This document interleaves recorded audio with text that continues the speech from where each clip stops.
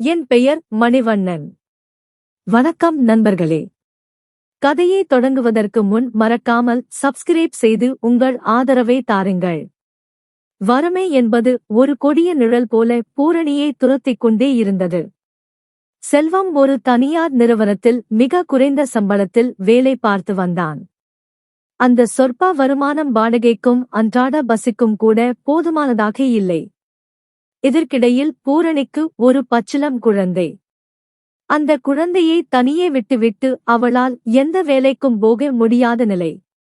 ஒருநாள் மாலை நேரம் வாசலில் அமர்ந்து ஏதோ ஒரு சிந்தனையில் இருந்த பூரணியை பார்க்க வந்தாள் பக்கத்து வீட்டு மலர். என்ன பூரணி, முகம் ஒரு மாதிரி இருக்கு. மறுபடியும் பண பிரச்சனையா என்று மெல்ல பேச்சு கொடுத்தாள் மலர். ஆமாக்கா, கையில் ஒரு பைசா இல்ல, பாப்பாவுக்கு பால் பவுடர் வாங்க கூட காசு இல்லாம தவிச்சுக்கிட்டு இருக்கேன். செல்வம் கிட்டையும் கேட்க முடியல. அவரே ரொம்ப நெருக்கடியில இருக்காரு என்று கண்கள் கலங்கினாள் பூரணி. மலர் அவளுக்கு மிக அருகில் வந்து அமர்ந்தாள். பூரணி, எனக்கு ஒரு விஷயம் தெரியும். நீ சரின்னு சொன்னா உன்னோட கஷ்டம் எல்லாம் ஒரே மாசத்துல காணாம போயிடும். ஆனா உன் வீட்டுக்காரர் சம்மதிப்பாரான்னு தெரியல. பூரணி நிமிர்ந்து பார்த்தாள். என்ன வேலைக்கா உழைக்க நான் தயார். வேலைனா அது சாதாரண வேலை இல்லை. ஒரு பெரிய இடத்து விஷயம். அங்கே ஒரு சின்ன குழந்தை இருக்கு. அந்த குழந்தைக்கு தாய்ப்பால் கொடுக்க ஒரு நல்ல தாய் வேணும்னு தேடிக்கிட்டு இருக்காங்க. அந்த முதலாளி ரொம்ப வசதியானவரு.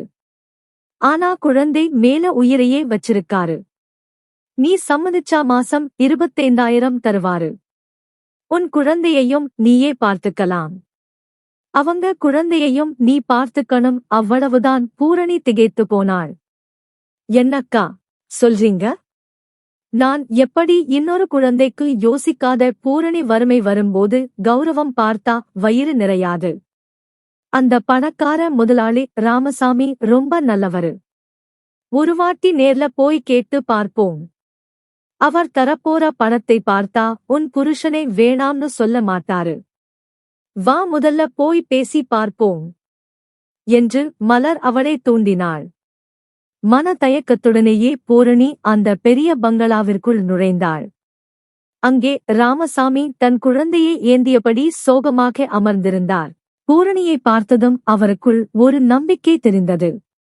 மலர் சொன்னது போலவே பூரணிக்கு மாதம் 30,000 சம்பளம் பேசப்பட்டது. நாட்கள் நகர்ந்தன. பூரணியின் கைகளில் பணம் புரண்டது.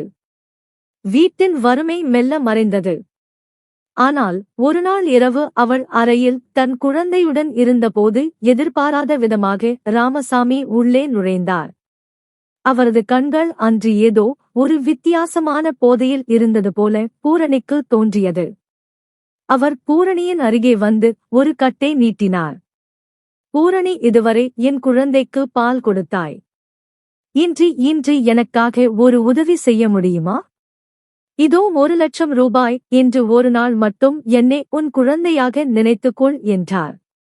திடுக்கிட்டு போன பூரணி தன் கையில் இருந்த அந்த 1,00,000 ரூபாயையும் தன் குடும்பத்தின் வறுமையையும் ஒரு நிமிடம் யோசித்தாள். அந்த நிமிடம் அறையின் விளக்குகள் அணைக்கப்பட்டன. மலரின் வார்த்தைகள் பூரணியின் காதுகளில் ஒலித்துக் கொண்டே இருந்தன. உன் குழந்தைக்கு நல்ல சாப்பாடு கிடைக்கும். உன் வறுமை தீரும் என்ற அந்த ஒற்றை வரி அவளை தூங்க விடவில்லை. மறுநாள் காலைதன் மெலிந்த குழந்தையை இடுப்பில் அணைத்தபடி மலருடன் அந்த பெரிய பங்களாவிற்கு சென்றாள் பூரணி. வாசலிலேயே பிரம்மாண்டம் மிரட்டியது. கார் நிறுத்தப்பட்டிருந்த விதம், பளிங்கு தரைகள் என அனைத்தும் அந்த வீட்டின் செல்வ செழிப்பை பறைசாற்றின. உள்ளே நுழைந்த பூரணிக்கு ஒரு நிமிடம் மூச்சு முட்டியது. தாய் பாசமில்லாத தாய் வரவேற்பறையில் அந்த வீட்டின் எஜமானி கவிதா சோபாவில் கால் மேல் கால் போட்டு அமர்ந்திருந்தாள். அவள் முகத்தில் ஒருவிதமான அகங்காரம் தெரிந்தது. அங்கே ஒரு வேலைக்காரி அழுது கொண்டிருந்த குழந்தைக்கு பால் பாட்டிலை வாயில் திணிக்க முயன்று கொண்டிருந்தாள். ஆனால் அந்த குழந்தை எதற்கும் அடங்காமல் வீறிட்டு அழுது கொண்டிருந்தது. கவிதா பூரணியை உச்சி முதல் உள்ளங்கால் வரை ஒருவித அருவருப்போடு பார்த்தாள். என்ன மலர், இவளைத்தான் கூட்டிட்டு வந்தியா என்று அலட்சியமாக கேட்டாள். பின்பு பூரணியை பார்த்து, உன் முதலாளிக்கு என்ன பைத்தியம் பிடிச்சிருக்குன்னு தெரியல. இந்த காலத்துல எல்லாரும் பின்பல் கொடுத்துதான் குழந்தையை வளர்க்கறாங்க. ஆனா இவருக்கு மட்டும் ஏதோ பழைய காலத்து எண்ணம். என் உடம்பை கெடுத்துக்க முடியாதுன்னு நான் சொல்லிட்டேன். அதான் உன்னை மாதிரி ஒரு ஆளை தேடிக்கிட்டு இருக்காரு என்றாள் கவிதா. பூரணி அதிர்ந்து போனாள். தன் குழந்தையை பற்றி கவலைப்படாமல் தன் அழகை பற்றி பேசும் ஒரு தாயை அவள் அதுவரை பார்த்ததில்லை. எனக்கு ஷாப்பிங் போக நேரமாச்சு. திரைவரை வண்டியை எடுக்க சொல்லு என்று வேலைக்காரியிடம் கத்தினாள் கவிதா. பின் பூரணியிடம் திரும்பி, இதோ பாரு, உன் முதலாளி உள்ள ரூம்ல இருக்காரு. அவர்கிட்டயே பேசி சம்பளத்தை முடிவு பண்ணிக்கோ. எனக்கு இதில் எந்த சம்பந்தமும் இல்லை என்று கூறிவிட்டு தன் கைப்பை எடுத்துக்கொண்டு விறுவிறுவென வெளியேறினாள். பூரணி அந்த இடத்தை மௌனமாக பார்த்தாள். ஒரு தாயின் மடியில் இருக்க வேண்டிய குழந்தை இங்கே ஒரு அந்நிய பெண்ணின் கையில் அழுது தவித்துக் கொண்டிருந்தது. பணம் இருந்தால் மட்டுமே போதாது, பாசம் இருக்க வேண்டும் என்று அவளுக்கு தோன்றியது. அப்போது அந்த அறையின் கதவு திறக்கப்பட்டது. உள்ளே இருந்து கம்பீரமான தோற்றத்துடன் ராமசாமி வெளியே வந்தார். அவர் கண்களில் தன் குழந்தையை பற்றிய கவலை அப்பட்டமாக தெரிந்தது. பூரணியை பார்த்ததும் அவர் முகம் சற்று மலர்ந்தது. நீங்கதான் பூரணியா? மலர் உங்களை பத்தி சொன்னாங்க. என் குழந்தைக்கு ஒரு தாயின் அன்பு தேவைப்படுது. உங்களால அதை செய்ய முடியுமா? நீங்கள் கேட்கிறதை விட அதிகமாவே நான் பணம் தர தயார் என்றார் உருக்கமாக. பூரணி தன் இடுப்பில் இருந்த குழந்தையை ஒரு முறை பார்த்தாள். பின்பு அழுது கொண்டிருந்த அந்த குழந்தையை பார்த்தாள். வறுமையின் பிடியில் இருந்த அவளுக்கு அந்த நிமிடம் அந்த வேலை ஒரு பெரும் வரப்பிரசாதமாக தெரிந்தது. ஆனால் இதற்கு அவள் கணவன் செல்வம் சம்மதிப்பானா என்ற அச்சம் அவள் மனதை அரித்தது. பணக்கார எஜமானி கவிதா அலட்சியமாக வெளியேறுவதைக் கண்ட பூரணிக்கு பெருமூச்சுதான் வந்தது. பெற்ற பிள்ளையை தன் மார்போடு அணைக்க வேண்டிய வயதில் அதை ஒரு வேலைக்காரியிடம் தள்ளிவிட்டு விட்டு போக எப்படித்தான் இவர்களுக்கு மனசு வருகிறதோ என்று நினைத்துக் கொண்டாள். பூரணிக்கு சத்தான உணவு கிடைக்காததால் அவளும் அவளது குழந்தையும் மெலிந்து போயிருந்தார்கள். ஆனால் இங்கே எல்லாவற்றிற்கும் வசதி இருந்தும் அந்த குழந்தைக்கு தாய் அன்பு கிடைக்கவில்லை. அப்போது ராமசாமி மெல்ல அறைக்குள் நுழைந்தார். மலர் அவரை பார்த்து மரியாதையுடன் எழுந்து நின்றாள். ராமசாமி பூரணியை ஏறித்து பார்த்தார். வறுமையின் ரேகைகள் அவள் முகத்தில் படர்ந்திருந்தன. அவளது இடுப்பில் இருந்த குழந்தையோ எலும்பும் தோலுமாக இருந்தது. அவர் மலரை பார்த்து மெல்லிய குரலில் கேட்டார். மலர், இவங்களையா கூட்டிட்டு வந்தீங்க? இவங்களே ரொம்ப பலவீனமா இருக்காங்க. இவங்களுக்கு முதல்ல சத்தான சாப்பாடு தேவைப்படுது. இவங்களால எப்படி என் குழந்தையை ஆரோக்கியமா வளர்க்க முடியும்? அவர் கேட்டதே நியாயமான கேள்விதான். என்றாலும் அந்த வார்த்தைகள் பூரணியின் தன்மானத்தை சுட்டரித்தன. ஒரு தாயின் தகுதியே அவளது உடல் எடையை வைத்து எடை போடுவதைக் கண்டு அவளுக்குள் ஒரு வேகம் பிறந்தது. தன்னையும் அறியாமல் பூரணி தைரியமாக பேசத் தொடங்கினாள். ஐயா, நீங்கள் சொல்றது சரிதான். எங்ககிட்ட வசதி இல்லை. அதனால நானும் என் குழந்தையும் மெலிஞ்சு போயிருக்கோம். ஆனா ஒரு விஷயம் புரிஞ்சுக்கோங்க, ஒரு குழந்தைக்கு தேவையான பாலை கொடுக்கிறது வெறும் உடல் பலம் இல்லை, அது ஒரு தாயோட மனசு. ராமசாமி வியப்புடன் அவளையே பார்த்தார். பூரணி தொடர்ந்தாள். கடவுள் ஒரு குழந்தையை பூமிக்கு அனுப்புறானா அதுக்கான உணவையும் சேர்த்தே படைக்கிறார். ஒரு தாயோட மார்புல சுரக்குற பால் அவளோட ரத்தத்தில இருந்து வருதே இல்லைங்க, அது அவ குழந்தையோட மேல வச்சிருக்க பாசத்தில இருந்து வருது. எனக்கு நல்ல சாப்பாடு கிடைக்கிறதோ இல்லையோ, என் பிள்ளையை பார்த்தா என் மார்புல பால் சுரக்கும். இதே பாசத்தை உங்க பிள்ளைக்கும் என்னால காட்ட முடியும். அந்த நம்பிக்கையில்தான் நான் இங்கே வந்திருக்கிறேன். பூரணியின் இந்த தீர்க்கமான பேச்சை கேட்ட ராமசாமியின் முகத்தில் ஒரு ஆச்சரியம் கலந்த மரியாதை தெரிந்தது. பணக்கார பெண்களிடம் காணாத அந்த தாய்மையின் கம்பீரம் இந்த ஏழை பெண்ணிடம் இருப்பதை அவர் உணர்ந்தார். அவர் மெல்ல புன்னகைத்து, மன்னிச்சிடுங்க பூரணி, உங்க வார்த்தைகள் எனக்கு பெரிய நம்பிக்கையை கொடுக்குது. வசதி வாய்ப்பு எவ்வளவோ இருக்கு. ஆனா என் குழந்தைக்கு தேவைப்படுற அந்த தாய் பாசம் மட்டும் கிடைக்காம இருந்தது. நீங்க தயவு செஞ்சு இந்த குழந்தைக்கு பொறுப்பேத்துக்கோங்க. உங்களுக்கு தேவையான எல்லா வசதிகளையும் நான் செஞ்சு தரேன் என்றார். அப்போது அவர் அருகில் வந்து ஒரு கவரை நீட்டினார். இது முன்பணம். உங்களுக்கு தேவையான சத்தான உணவுகளை முதல்ல வாங்கி சாப்பிடுங்க. நாளையில இருந்து நீங்க இங்கே வேலைக்கு வரலாம் என்றார். பணத்தை பார்த்த பூரணிக்கு ஒரு பக்கம் நிம்மதி இருந்தாலும் மறுபக்கம் தன் கணவன் செல்வத்திடம் இதை எப்படி சொல்லப் போகிறோம் என்ற பயம் நெஞ்சுக்குள் கனக்கத் தொடங்கியது. ராமசாமரின் கண்கள் கலங்கி இருந்தன. பூரணி என் மனைவி பிடிவாதமாக இருக்கா. அவளுக்கு அவளோட அழகும் சமூக அந்தஸ்தும்தான் முக்கியமா தெரியுது. ஆனா பாவம், இந்த சின்ன குழந்தை பவுடர் பால் ஒத்துக்காம அழுது அழுது ரொம்ப மெலிஞ்சு போயிட்டான். என் பையனோட ஆரோக்கியத்துல என்னால இனிமே சமரசம் செஞ்சுக்க முடியாது என்று ஆதங்கப்பட்டார். பூரணி மெல்ல கேட்டாள், சரிங்கய்யா, எனக்கு என்ன சம்பளம் தருவீங்க? ராமசாமி தயக்கமில்லாமல் சொன்னார், உங்களுக்கு மாதம் 25,000 தரேன். இது போக உங்களுக்கும் உங்க குழந்தைக்கும் தேவையான சத்தான உணவுகள், மருத்துவ செலவு எல்லாத்தையும் நானே பார்த்துகிறேன். என் குழந்தை ஆரோக்கியமா இருந்தா அதுவே எனக்கு போதும். பூரணிக்கு தலை சுற்றியது. தன் கணவன் செல்வம் ஒரு மாதம் முழுக்க உழைத்தாலும் இதில் பாதி கூட கிடைக்காது. வீட்டுக்கு வந்ததும் தயங்கி தயங்கி செல்வத்திடம் விஷயத்தை சொன்னாள். செல்வம் முதலில் அதிர்ச்சியில் உறைந்து போனான். என்ன பூரணி சொல்ற? அடுத்த வீட்டு பிள்ளைக்கு நீ பால் கொடுப்பியா? ஊர் உலகம் என்ன பேசும் என்று கோபப்பட்டான். உலகம் பேசுறது கேட்டா நம்ம பிள்ளை பசியில செத்துடுங்க. அந்த வீட்டு முதலாளி நல்லவரு. அவரோட குழந்தைக்கு ஒரு தாய் தேவைப்படுறா. நமக்கோ பணம் தேவைப்படுது. நம்ம குழந்தையோட எதிர்காலத்துக்காக இதை செய்ய விடுங்க என்று பூரணி கெஞ்சினாள். நீண்ட நேர போராட்டத்திற்கு பிறகு வறுமையின் கொடுமை அவனை சம்மதிக்க வைத்தது. மறுநாள் காலை பூரணி தன் குழந்தையை தூக்கிக் கொண்டு அந்த பெரிய பங்களாவிற்குள் நுழைந்தாள். ராமசாமி அங்கே காத்திருந்தார். பூரணியை பார்த்ததும் ஓடி வந்து தன் மகனை அவளிடம் ஒப்படைத்தார். பூரணி, இன்னைக்கு முழுதும் நீங்க இங்கேயே இருக்கணும். ராத்திரி 9 மணிக்கு மேல நீங்க வீட்டுக்கு போகலாம். உங்களுக்குன்னு ஒரு தனி அறை ஒதுக்கியிருக்கேன் என்றார் ராமசாமி. வேலைக்காரி ஒருத்தி பூரணியை அந்த அறைக்கு அழைத்து சென்றாள். அது ஒரு சொர்க்கம் போல இருந்தது.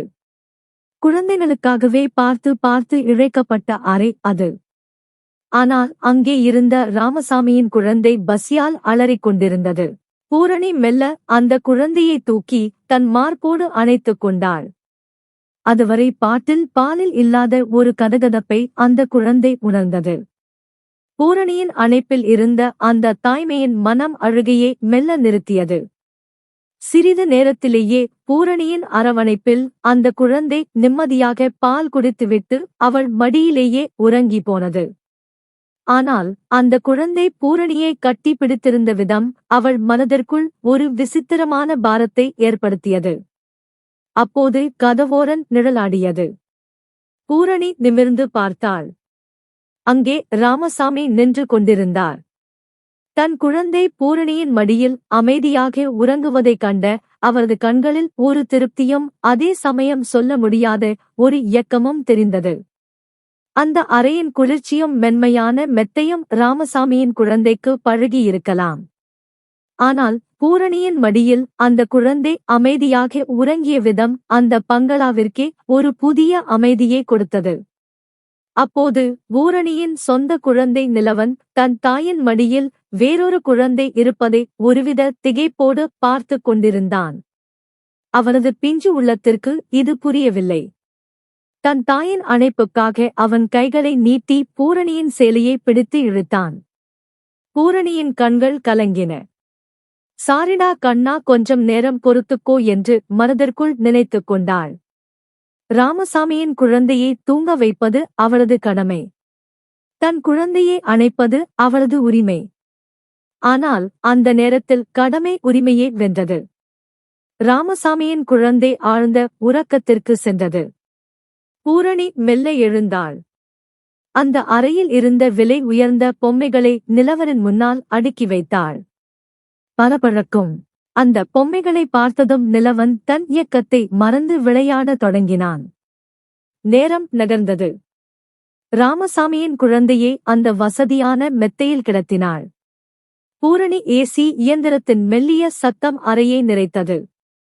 இப்போது நிலவனுக்கும் பசிக்கத் தொடங்கியது. அவன் அழுது கொண்டே பூரணியின் மடியில் சாய்ந்தான். அவனுக்கும் பால் கொடுத்து உறங்க வைத்தாள். ஆனால் ஒரு தயக்கம் அவளை தடுத்தது. இந்த விலை உயர்ந்த மெத்தையில் என் மகனை கிடத்தலாமா? ஒருவேளை எஜமானி பார்த்தால் கோபிப்பாரோ என்ற பயம் அவளை ஆட்கொண்டது. வேறு வழி இன்றி மெத்தைக்கு கீழே இருந்த தரை விரிப்பில் தன் மகனை கிடத்தினாள். தானம் அவன் அருகில் தரையிலேயே அமர்ந்து மெல்லக்கான் அயர்ந்தாள். பூரணி அறை தூக்கத்தில் இருந்தபோது அறையின் கதவு மெல்ல திறக்கும் சத்தம் கேட்டது. திடுக்கிட்டு எழுந்தாள். அங்கே ஒரு வேலைக்காரி கையில் ஒரு கண்ணாடி டம்ளருடன் நின்று கொண்டிருந்தாள். அதில் ஆவி பறக்கும் பால் இருந்தது. அந்த வேலைக்காரி பாலை பூரணியிடம் நீட்டினாள். பூரணி ஆச்சரியத்துடன் அவளை பார்த்தாள். இது எதுக்கு என்று தயக்கத்துடன் கேட்டாள். அந்த வேலைக்காரி மெல்லிய குரலில் சொன்னாள். இதை முதலாளி கொடுக்க சொன்னாரு பூரணி. நீங்க 2 குழந்தைக்கு பால் கொடுக்க வேண்டியிருக்கு. உங்க உடம்புல சத்து இருந்தாதானே அவங்க ஆரோக்கியமா இருக்க முடியும். இதை குடிங்க என்றாள். பூரணி அந்த பால் டம்ளரை வாங்கினாள்.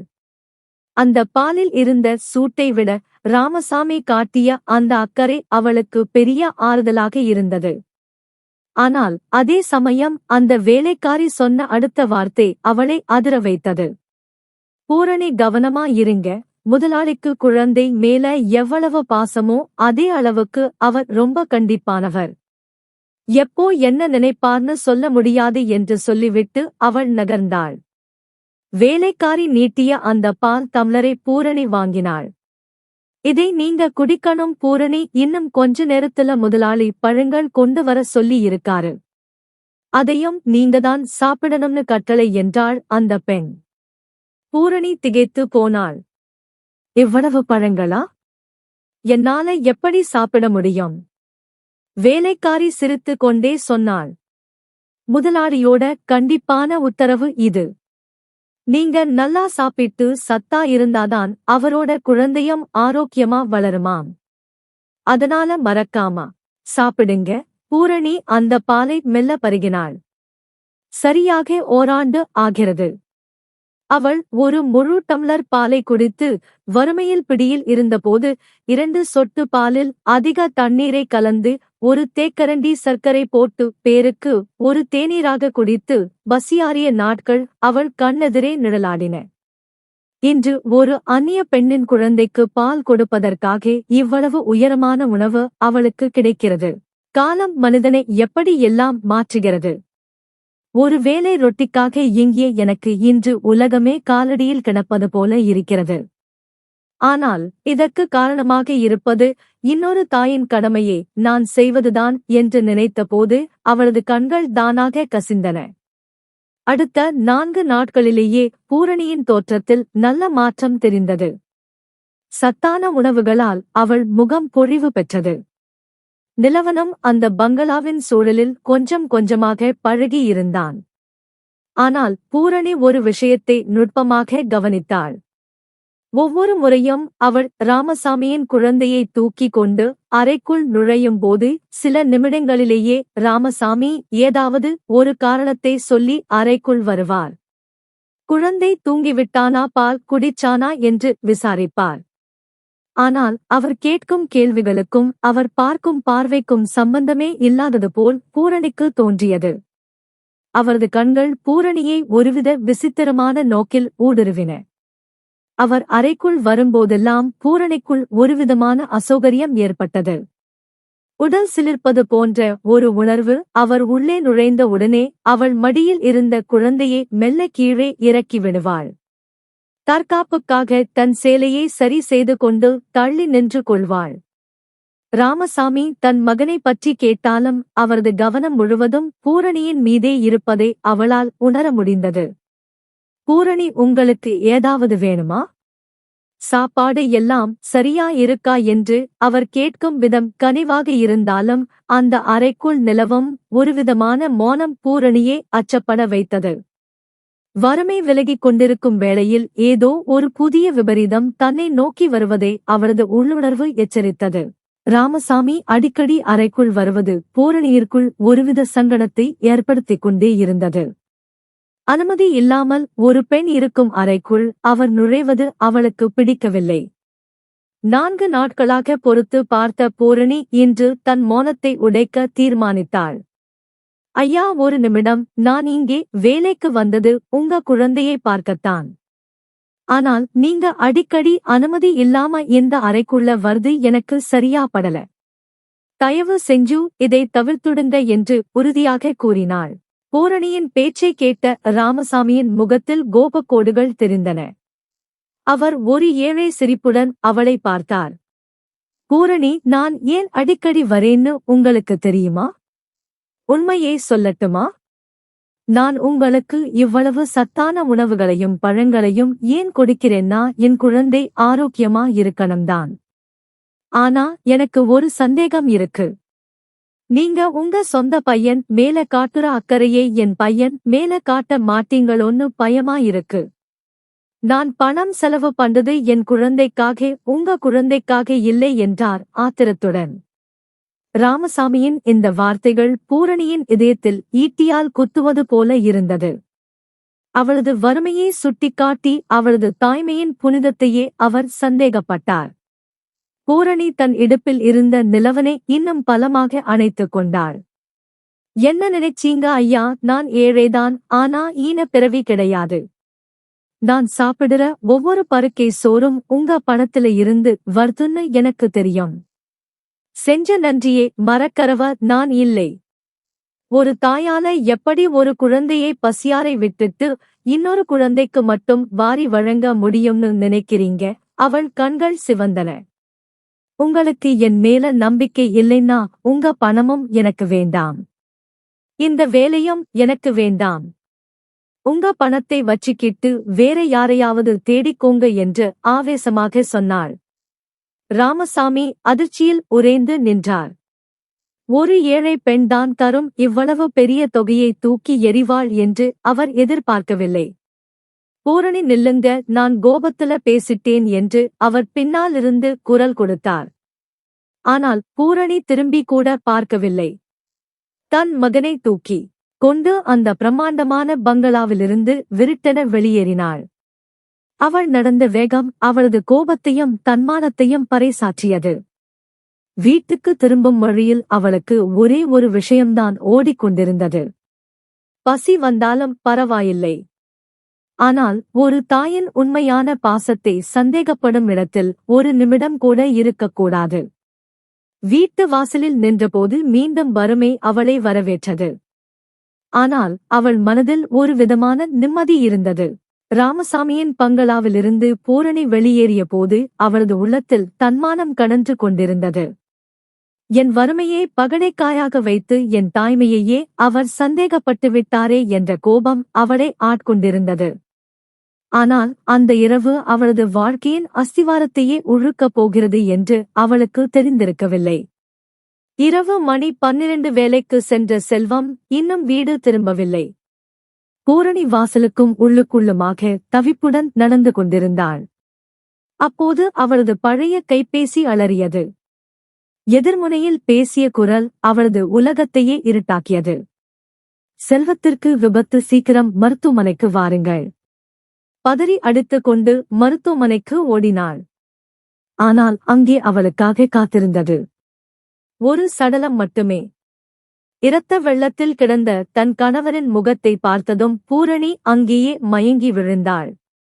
யாரை நம்பி இந்த துணிச்சலோடு வேலையை விட்டு வந்தேனோ அவரே என்னை விட்டு போய்விட்டாரே என்று அவள் நெஞ்சு வெடிக்க அழுதாள். மறுநாள் காலை செல்வத்தின் இறுதி சடங்குகள் முடிந்தன.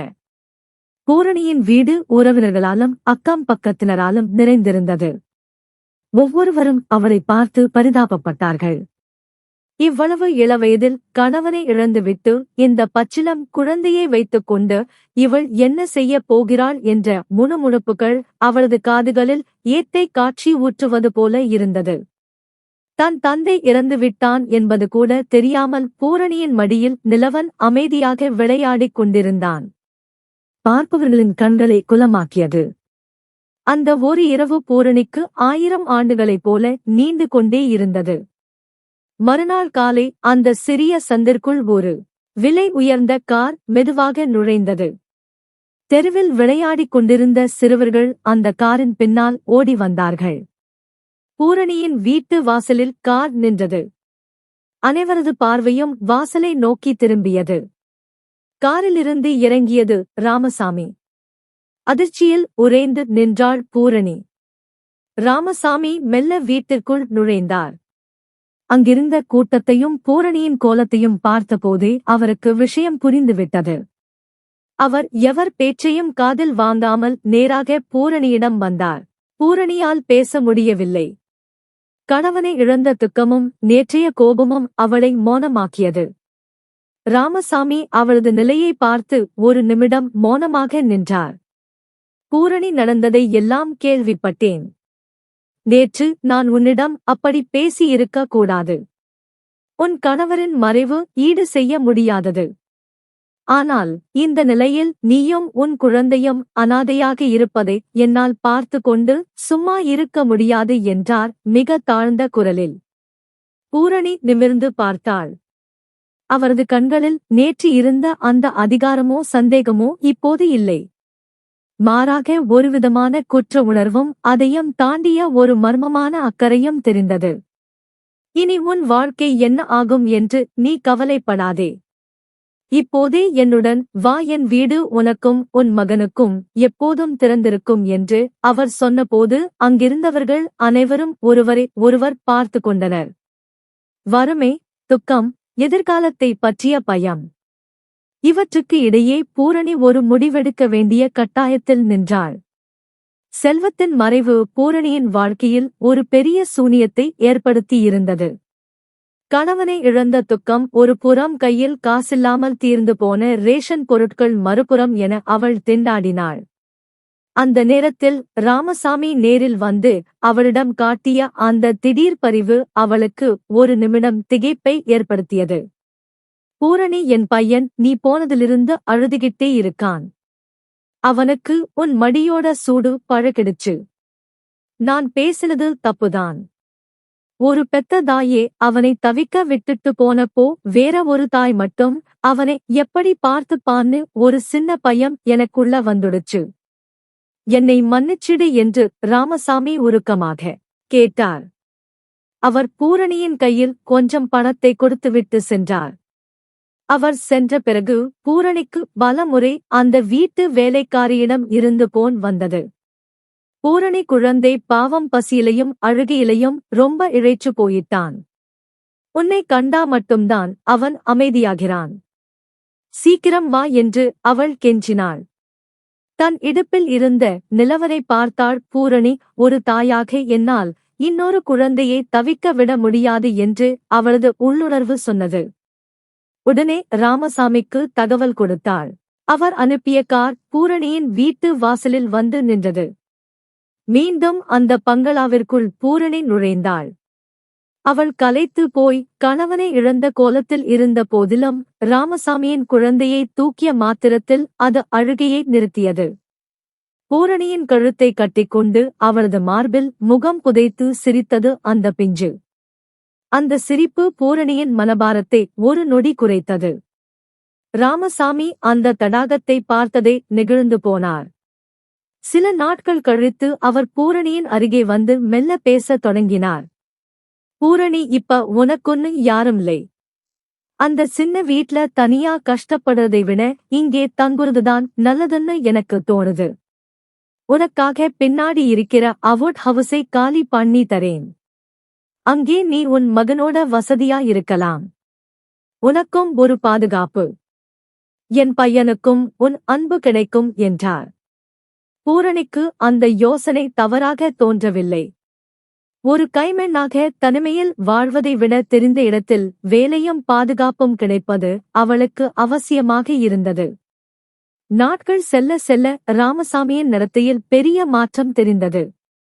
ஆரம்பத்தில் இருந்த அந்த அதிகாரமோ சந்தேகமோ இப்போது அவரிடம் இல்லை. தன் மகனுக்கு எதையெல்லாம் வாங்குகிறாரோ அதையெல்லாம் பூரணியின் மகன் நிலவனுக்கும் வாங்கி தந்தார். 2 குழந்தைகளையும் அவர் பாரபட்சம் பார்க்காமல் கவனித்துக் கொண்டது பூரணிக்கு ஒரு பெரிய ஆச்சரியத்தை தந்தது. வறுமையின் பிடியிலிருந்து தப்பித்த நிம்மதி ஒரு புறம் இருந்தாலும் ஒரு அந்நிய மனிதனின் இவ்வளவு பெரிய அன்பு அவளுக்குள் ஒரு மெல்லிய நடுக்கத்தையும் ஏற்படுத்தியது. இது வெறும் மனிதாபிமானமா அல்லது இதன் பின்னால் வேறு ஏதேனும் இருக்கிறதா என்ற கேள்வி அவள் ஆழ் மனதில் ஒரு நிழலாக தங்கியிருந்தது. நாட்கள் நகர நகர அந்த பங்களாவிற்கும் பூரணிக்கும் இடையிலான பிணைப்பு ஆழமானது. ராமசாமியின் மனைவி கவிதா பெயருக்கு மட்டுமே அந்த வீட்டின் எஜமானியாக இருந்தாள். அவளது உலக பார்ட்டிகளிலும் வெளிநாட்டு பயணிகளிலும் ஷாப்பிங்களுமே கழிந்தது. தன் குழந்தை எப்படி இருக்கிறது என்று ஒரு முறை கூட அவள் எட்டி பார்ப்பதில்லை. ஆனால் பூரணி தன் கணவன் செல்வத்தின் நினைவுகளில் வாடினாள்.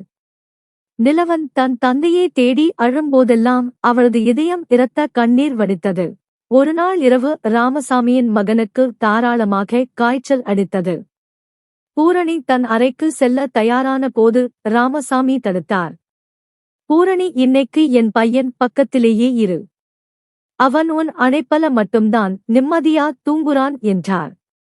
பாதி இரவில் பசியால் குழந்தையே அழத் தொடங்க பூரணி அவனை தூக்கி அணைத்து பால் கொடுத்துக் கொண்டிருந்தாள்.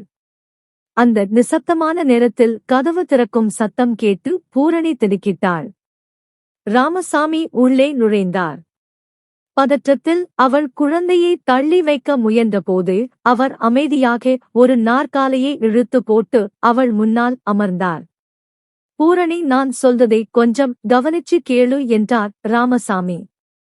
அவரது குரலில் ஒரு தீர்க்கமான முடிவு தெரிந்தது. நான் என் வாழ்க்கையை ஒரு பெண்ணோடு பகிர்ந்து கொண்டோம்னு நினைச்சப்போ அவ என் உலகத்தை மட்டுமல்ல என் வீட்டையும் என் குழந்தையையும் காதலிக்கிறவளா இருக்கணும்னு ஆசைப்பட்டேன். ஆனால் கவிதாவிடம் அந்த தாய்மை இல்லை. நீ என் குழந்தையை உன் சொந்த பிள்ளை போல பார்த்திக்கிற என் பையனும் உன்னை தாயா ஏத்துக்கிட்டான். உனக்கும் இப்போ யாருமில்லை. நீ என்னை திருமணம் செஞ்சுக்க முடியுமா? என் குழந்தைக்கு நீயே நிரந்தர தாயா இருக்கணும்னு நான் விரும்புறேன். ராமசாமி சொன்னதை கேட்டு பூரணி அதிர்ச்சியில் உறைந்தாள். ஐயா, என்ன சொல்றீங்க? என் கணவர் இறந்தே சில நாட்களே ஆகுது. அவரோட நினைவுகள் இன்னும் என் மனசை விட்டு போகல. என்னால எப்படி இன்னொருத்தரை என்று சொல்லிவிட்டு அழத் தொடங்கினாள். உன் முடிவை நான் மதிக்கிறேன் பூரணி, ஆனா உன் மகனோட எதிர்காலத்தை யோசிச்சு பார். அவனுக்கு ஒரு அப்பாவோட நிழலும் அந்தஸ்தும் இங்கு கிடைக்கும் என்றார் ராமசாமி. பூரணி தன் மகன் நிலவனை பார்த்தாள். ஒரு ஏழை தாயின் மகனாக வளர்வதை விட சகல வசதிகளும் அதிகாரமும் கொண்ட ஒரு இடத்தில் அவன் வளர்வது அவரது எதிர்காலத்திற்கு நல்லது என்று அவளது அறிவு சொன்னது. தன் மகனுக்காகவும் தன்னை தாயாகவே நினைக்கும் ராமசாமியின் குழந்தையாகவும் பூரணி ஒரு பாரமான முடிவை எடுத்தாள்.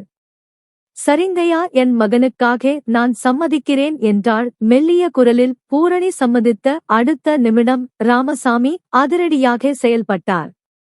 பொறுப்பற்ற மனைவியான கவிதாவிற்கு விவாகரத்து நோட்டீஸ் அனுப்பினார்.